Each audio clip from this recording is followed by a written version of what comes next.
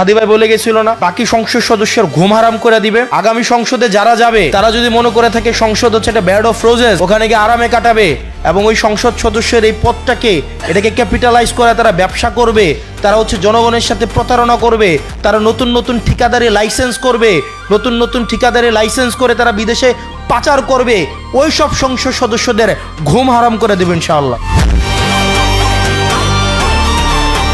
জুলাই থেকে এখন সংসদে আপনার মনে আছে নিশ্চয়ই 5 আগস্ট চ্যানেল 24-এ আপনারা ছিলেন প্রথমবারের মতো।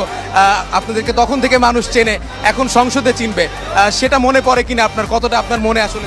হ্যাঁ, চ্যানেল 24 আমরা গিয়েছিলাম, এটা আমাদের ভুল ছিল।